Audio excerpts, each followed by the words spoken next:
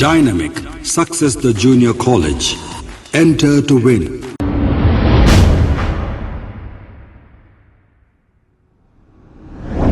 अस्सलाम वालेकुम नाजरीन, मैं हूं मोहम्मद अब्दुल हकीम। आइए देखते हैं आज का ये खबरनामा। मतीन शरीफ ने केसीआर ने इख्तिदार पे आने से पहले जो अवाम को झूठे वादे किए थे, जैसे दलित को चीफ मिनिस्टर बनाऊंगा और बहुत लंबी फेरी से 12% रिजर्वेशन दूंगा, ऐसे कई वादे करके इख्तिदार पे आए थे। इस पर मतीन शरीफ ने इनकी सारी पोल खोल रखी है। आइए देखते हैं ये रिपोर्ट। मुसलमानों, सीएम केसीआर को पहचानो। 2017 में केसीआर साहब ने असेंबली में ठहरकर मुसलमानों से वादों की एक बौछार कर दी थी, जिसमें उन्होंने एक वादा इस्लामिक सेंटर का भी किया था। इस्लामिक सेंटर ये जरूरी है, हैदराबाद के लिए बहुत जरूरी है। दिल्ली में केंद्र सरकार ने बनाया है, मैं आते जाते हुए देखते रहता हूं, बहुत जबरदस्त सेंटर है दिल्ली में। इस्लाम क्या चीज है, अच्छा क्या है, बुरा क्या है, दुनिया को बताते हैं वो लोग। आपको वायदा करता हूं उसको मुकम्मल करेंगे हम लोग। अगले इलेक्शन से पहले ही उसका इब्तिदा भी करेंगे, उतना जोर से काम करेंगे। इन्होंने कहा दिल्ली में बहुत ज़बरदस्त इस्लामिक सेंटर है जो केंद्र सरकार ने बनाया है।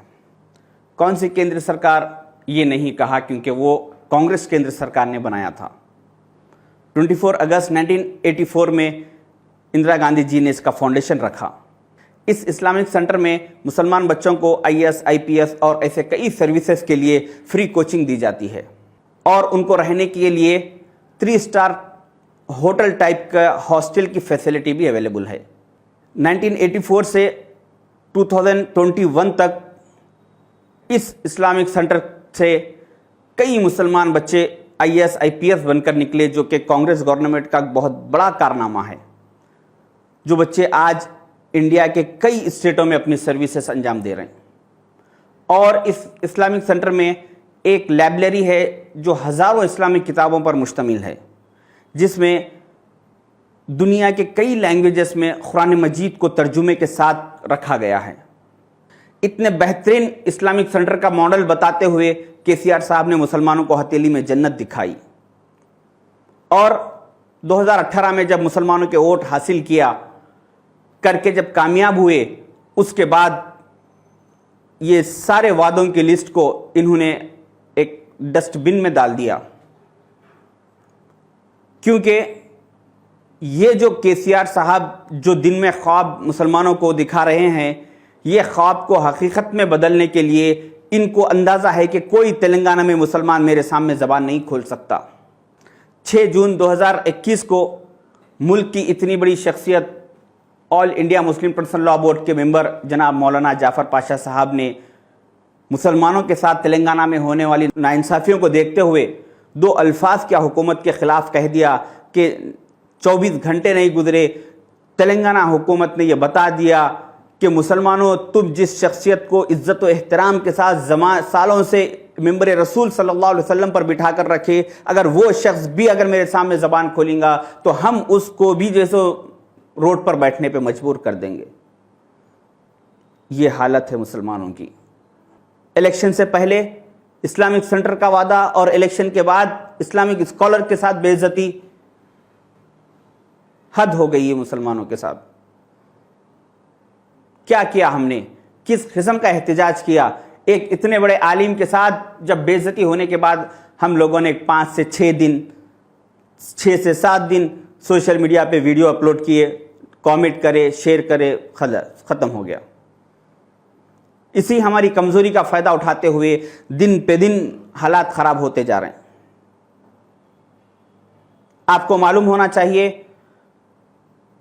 इंडिया के 28 स्टेट और 8 यूनियन टेरिटरीज में से किसी भी स्टेट के हाई कोर्ट ने उनकी स्टेट गवर्नमेंट से यह सवाल नहीं किया जो तेलंगाना हाई कोर्ट ने केसीआर गवर्नमेंट से 17 जून 2020 को यह सवाल किया कि केसीआर, क्यों तुम्हारी पुलिस पर्टिकुलर एक मुस्लिम कम्युनिटी को टारगेट कर रही है, क्यों मुसलमानों पर ज़्यादातर केसेस बुक किए जा रहे हैं?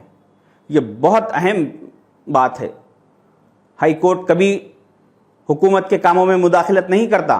जब पानी सर से ऊंचा हो जाता है हुकूमत की जानिब से, तो उसी वक्त हाई कोर्ट हुकूमत के काम में मुदाखलत करता है। आप समझ रहे होंगे कि मेरे साथ या मेरी फैमिली के साथ तो कुछ हुआ नहीं और मुझे देखने भी नहीं आया, तो जिस तरह से दिल्ली में गोदी मीडिया पर पूरा कंट्रोल है, उसी तरह से स्टेट में भी इलेक्ट्रॉनिक और प्रिंट मीडिया पर कंट्रोल करते हुए मुसलमानों के साथ होने वाली नाइंसाफियों को सामने आने नहीं दिया जा रहा। मगर ये चीज़ हाई कोर्ट तक पहुंचने से रोक नहीं सके। इस वजह से हाई कोर्ट ने हुकूमत को लाके कटघरे में ठहरा कर दिया। इन सारे चीज़ों के साथ 2-4 तोतों को छोड़ दिया गया कि जाओ कहते फिरो इंडिया के number 1 CM secular CM KCR, secular CM KCR. Telangana में किसी भी गैर की ये हिम्मत नहीं हुई किसी आलिम दीन को जाहिल कहने के लिए। हमारे ही सफ़ों में से किसी को उठाकर उन्हीं की हमारी ही ज़बान से हमारे उलमा इकराम को जाहिल कहलवाया जा रहा है।